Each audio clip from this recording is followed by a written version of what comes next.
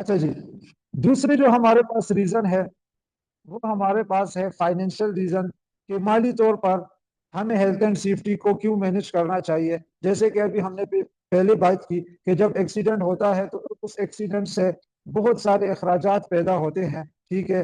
या अगर किसी को बीमारी भी लगती है तो उस पे भी क्या होते हैं, पैसे लगते हैं। तो एक्सीडेंट की वजह से किसी भी इदारे को दो किस्म के अखराजात का सामना करना पड़ता है। आ, एक हमारे पास है डायरेक्ट कॉस्ट होती है, और दूसरी हमारे पास इनडायरेक्ट कॉस्ट होती है। तो डायरेक्ट कॉस्ट वो हमारे पास कॉस्ट होती है जो मेजरेबल हो, जिसका मौके पर ही अंदाजा हो जाता है कि भाई अभी ये हमें कितना नुकसान हुआ है। मिसाल के तौर पर जब गाड़ी ने आपको हिट किया, आपका जो एक्सीडेंट हुआ, तो उस एक्सीडेंट में गाड़ी की हेडलाइट टूट गई, ठीक है। तो अभी देख के ही पता चल जाता है कि भाई हेडलाइट मार्केट से कितने की मिलेगी। मिसाल के तौर पर 3,000 की हमें हेडलाइट मिलेगी, तो हम समझ गए कि भाई हमें 3,000 का तो नुकसान हो गया, क्योंकि वो तो रिपेयर नहीं हो सकती, वो तो हमने नहीं लगानी पड़ेगी। तो ये हमारे पास क्या है, डायरेक्ट कॉस्ट है। देख के ही हमें क्या हो जाता है, अंदाजा हो जाता है, वेरिएबल है कि हमें कितना नुकसान हुआ है। फिर आपके पास इनडायरेक्ट कॉस्ट हो जाती है। अच्छा, इनडायरेक्ट कॉस्ट आपके पास मौके पे मेजरेबल नहीं होती, ठीक है।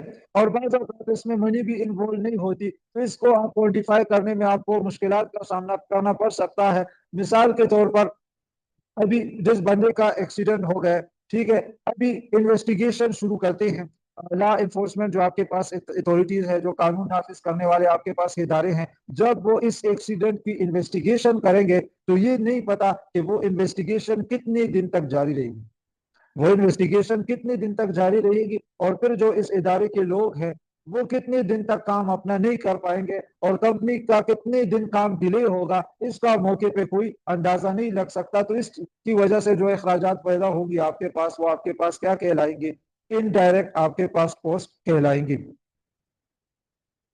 तो अभी कुछ डायरेक्ट कॉस्ट को हम क्या करते हैं, डिस्कस करते हैं।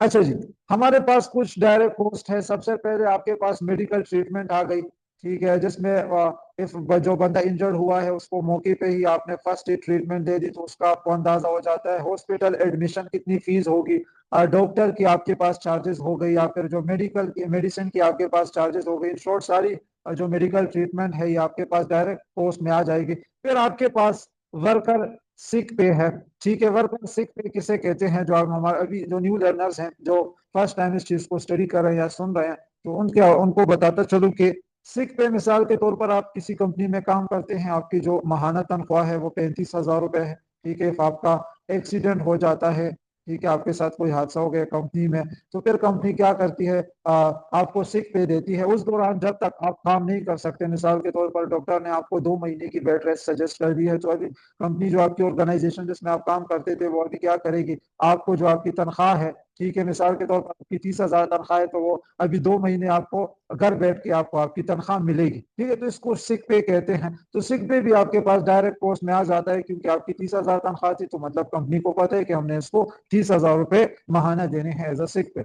इसी के साथ साथ फिर अभी कोई चीज आपके पास इक्विपमेंट है, या बिल्डिंग को कोई नुकसान पहुंच गया, ठीक है, तो उसकी रिपेयरिंग कॉस्ट हो गई। मतलब अभी एक चीज है वो खराब हो गई, ठीक है, तो उसका हमें पता होता है कि ये रिपेयर कितने पैसों पे होगी, या इफ इसी चीज को हम नया खरीदना चाहे तो उसकी क्या कीमत होगी। फिर इसी के साथ साथ आपके जो प्रोडक्ट डैमेज हो जाते हैं हादसे में, तो हर प्रोडक्ट की आपको कॉस्ट मालूम होती है, तो उसका भी आपको अंदाजा हो जाता है। इसी के साथ साथ फिर आपका जो प्रोडक्शन टाइम जाया होता है जब आप इंजरी को डील करते हैं, ठीक है। मिसाल के तौर पर एक कंपनी है, ठीक है, वो दिन में 10 चेयर बनाती है, ठीक है, 10 घंटे काम करती है, 10 चेयर बनाती है। अभी एक बंदे को इंजरी हो गई है, तो उस इंजरी को डील करने में 3 घंटे लग गए हैं, ठीक है। तो अभी उनको पता चल गया कि भाई हमें 3 घंटों का नुकसान हुआ है, मतलब 3 चेयर्स बनाने का टाइम का हमें क्या हो गए, नुकसान हो गए। तो ये भी आपके पास डायरेक्ट कॉस्ट में आ जाती है।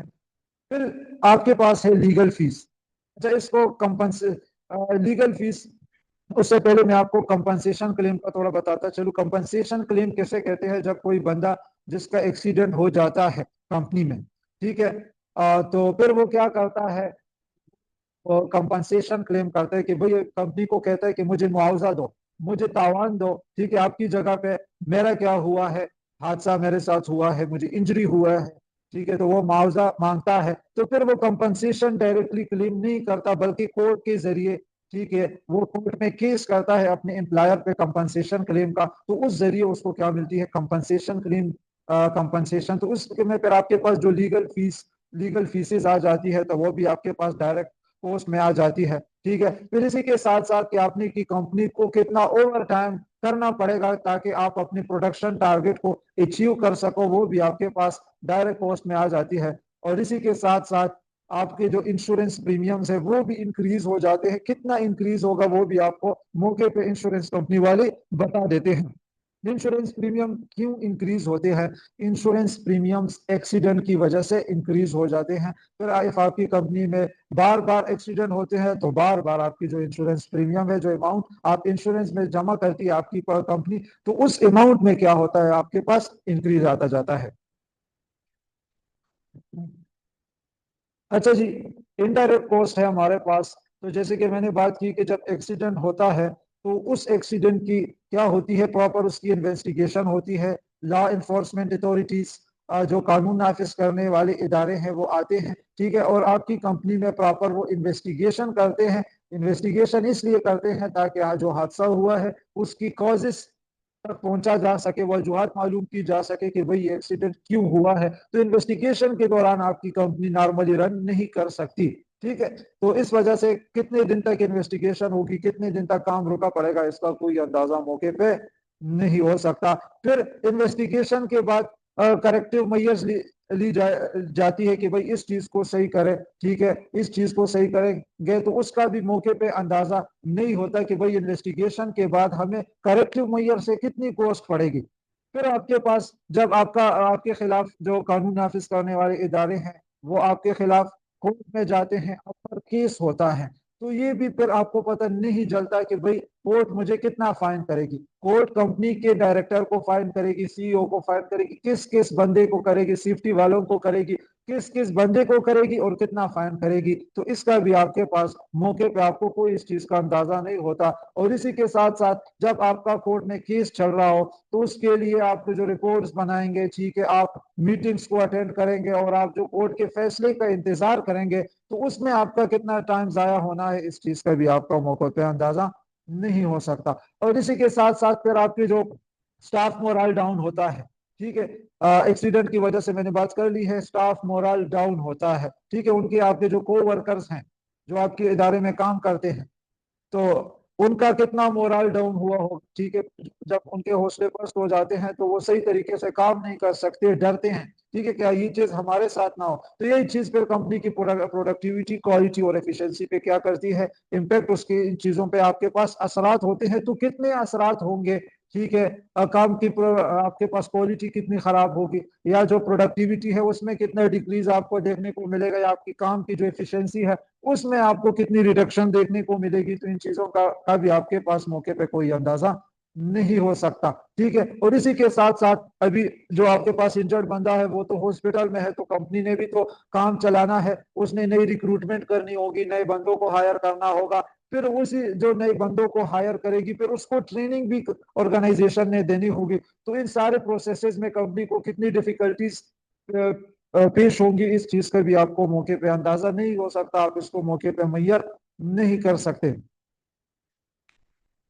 इसी के साथ जो आपके पर कस्टमर्स होते हैं, ठीक है, अभी आपकी कंपनी में एक्सीडेंट होता है, आपका एक्सीडेंट होता है तो इन्वेस्टिगेशन शुरू होती है, प्रोडक्शन आपके पास क्या हो जाती है, रुक जाती है ऑटोमेटिकली, क्योंकि कोई भी काम नहीं करता, ठीक है, कंपनी बंद रहती है इन्वेस्टिगेशन की वजह से। तो उसकी वजह से आपकी प्रोडक्शन डिले होती है, आपको आपके जो ऑर्डर्स हैं, आपके आपके पास जो आपके कस्टमर्स ने ऑर्डर प्लेस किए हुए हैं, ठीक है, उसमें भी आपको क्या होता है, डिले देखने को मिलता है, लाजमी बात है। ठीक है, तो इस चीज की वजह से आपकी जो कस्टमर्स है उनकी जो गुडविल है वो कितनी खराब होगी, उसका भी अंदाजा नहीं हो सकता आपको एट अ टाइम। और इसी के साथ साथ इफ किसी कंपनी में कोई हादसा होता है, ठीक है, तो फौरन से मीडिया उसको कैच कर लेता है, ठीक है, और पब्लिक में उस इदारे की रिपुटेशन अच्छी खासी क्या हो जाती है, खराब हो जाती है। तो पब्लिक में आपकी कितनी रिपुटेशन आपकी कंपनी की खराब होगी। फिर अक्सर ऐसे होता है कि जिस कंपनी में हादसात होते हैं तो वहां पे फिर जो कस्टमर्स हैं वो आपकी कंपनी को ऑर्डर भी नहीं देते। ठीक है, मिसाल के तौर पर आपकी कंपनी है स्टील, आप लोग बनाते हैं, ठीक है, स्टील रोड्स,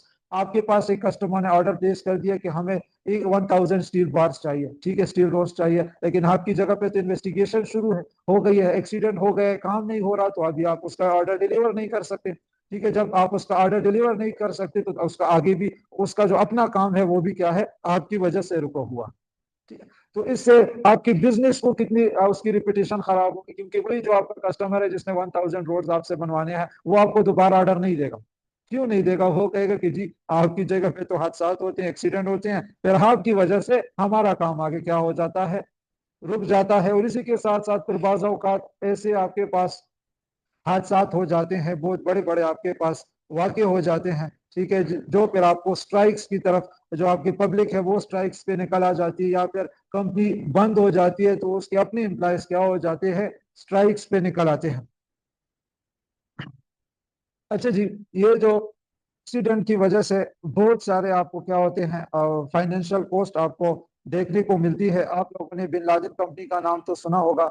बिन लादेन बहुत बड़ी कंपनी थी सऊदी अरब की, और जो 21 ममालिक में उनके प्रोजेक्ट्स चल रहे थे, लेकिन बदकिस्मती से ये हुआ कि जो मक्का में उनका काम चल रहा था, ठीक है, और वो हज का महीना था, मुख्तलिफ कंट्री से हुजाज कराम हज के लिए, हज परफॉर्म करने के लिए वो सऊदी अरब मक्का पहुंच गए थे, तो इनको बता दिया गया कि जी बहुत तेज हवा है, ठीक है, तो आप क्या कर दें, अपना काम आप स्टॉप कर दें, ठीक है, क्योंकि हजाज कराम भी बहुत है, रश भी बहुत ज्यादा है, और आप क्रेन ऑपरेशन करेंगे तो इसकी वजह से क्या हवा बहुत तेज है, तो आपका जो क्रेन ऑपरेशन है इसमें सही तरीके से परफॉर्म ना हो, इनको ये अलर्ट जारी कर दिया। बहरहाल इन्होंने अलर्ट के बावजूद भी इन्होंने अपना काम प्रोसीड किया, जिसकी वजह से एक टावर क्रेन गिर गई, ठीक है, और उसमें बहुत सारे हुजाज कराम शहीद हो गए, ठीक है, और बहुत सारे हुजाज कराम जख्मी हो गए। ये तो इनका एक छोटा सा इनसे हादसा हो गया, ठीक है, लेकिन इसके बहुत बड़े इफेक्ट्स बने, ठीक है, क्योंकि इस हादसे से पहले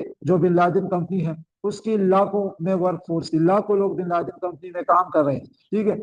जब हादसा हो गया तो जी इन्वेस्टिगेशन शुरू हो गई, तो 5-6 सालों तक इन्वेस्टिगेशन चलती रही, ठीक है, फिर इन्वेस्टिगेशन के बाद फैसले आए कोर्ट्स के, जिसमें फिर एक एम्प्लॉय को 25-25 हजार रियाल तक जुर्माना हुआ, ठीक है, और इसी के साथ साथ फिर उनकी जो वर्क फोर्स थी वो लाखों से गिर के हजारों में आ गई, 2-3 हजार तक बिन लादेन के पास वर्क फोर्स रह गई, ठीक है। इसी के साथ साथ उनका एक ये फैसला भी हुआ कि भाई सारी उम्र आप मक्का में जितना भी काम होगा, ठीक है, वो आप क्या करेंगे, फ्री ऑफ कॉस्ट करेंगे। तो ये सारे कॉस्ट पड़ी है, ठीक है, एक बिन लादेन कंपनी को एक्सीडेंट्स, एक एक्सीडेंट की वजह से, हेल्थ एंड सेफ्टी को काम करने वाली जगह पे ना मैनेज करने की वजह से बिन लादेन कंपनी को इतनी सारी क्या कॉस्ट पड़ी। फिर इसी के साथ साथ एक दूसरी कंपनी है, आपने नाम सुना होगा, ब्रिटिश पेट्रोलियम, जो समंदर से ऑयल निकालने का काम कर रही थी, ठीक है, तो उनका काम जारी था, तो काम के दौरान उनसे गलती हो गई कि जो पाइपलाइन थी, ठीक है, वो बर्स्ट हो गई, पाइपलाइन उनसे बर्स्ट हो गई, तो उसकी वजह से जो ऑयल था वो तकरीबन 4-5 किलोमीटर समंदर में फैल गया। तेल फैलने की वजह से क्या हुआ, सारा जो ऑपरेशन थे, मतलब वो एक तो स्टॉप करने पड़े, दूसरा वो समुद्री तिजारत का रास्ता था, तो उसकी वजह से सारी जो तिजारत है समंदर की वो रुक गई, ठीक है, तो इनको कई महीने लगे, ठीक है, वो तेल समंदर से निकालने में, जो उनकी वजह से जो फैल गया था वो निकालने में, और इतने दौरान जो सारी वो तिजारत थी वो भी रुकी हुई थी, तो वो उस सब का जो लॉस है वो ब्रिटिश पेट्रोलियम को पे करना पड़ा। इसी के साथ साथ मैं पाकिस्तान की बात करूँ तो 2 साल कबल इधर इस्लामाबाद सेंटोरस मॉल में आग लगी थी, ठीक है? सेंटोरस मॉल में आग लग गई, लेकिन कुछ टाइम में उसको क्या बंद कर दिया गया, तो वो करने की वजह ये थी कि भाई वहाँ सेंटोरस मॉल में हेल्थ एंड सेफ्टी प्रॉपर तरीके से उन्होंने इम्प्लीमेंट किए हैं, प्रॉपर रेस्क्यू रूट्स उन्होंने बनाए हुए, एस्केप रूट्स उन्होंने बनाए हुए, तो मतलब वहाँ पे हेल्थ एंड सेफ्टी को अच्छे तरीके से मैनेज किया गया था, जिसकी वजह से फिर उस कंपनी सेंटोरस मॉल को इतना ज्यादा वहां पे नुकसान न हुआ। लेकिन इफ आप लोग सेंटोरस गए हो, देखा हो, ठीक है, जिस तरह से वो आग लगी थी, तो वो कुछ घंटों में पूरे मॉल को अपनी लपेट में ले सकती थी, लेकिन उसने नहीं लिया। वजह यही थी कि वहां पे हेल्थ एंड सेफ्टी को अच्छे तरीके से इम्प्लीमेंट किया गया था। तो बहरहाल तो फाइनेंशियल रीजन बहुत बड़ा रीजन है हमारे पास, ठीक है। तो इफ आपकी कंपनी में हादसा होता है, तो वो हादसा आपकी कंपनी को खत्म करने के लिए क्या है, काफी है। तो इसीलिए हमें काम करने की जगह पे हेल्थ एंड सेफ्टी को मैनेज करना चाहिए।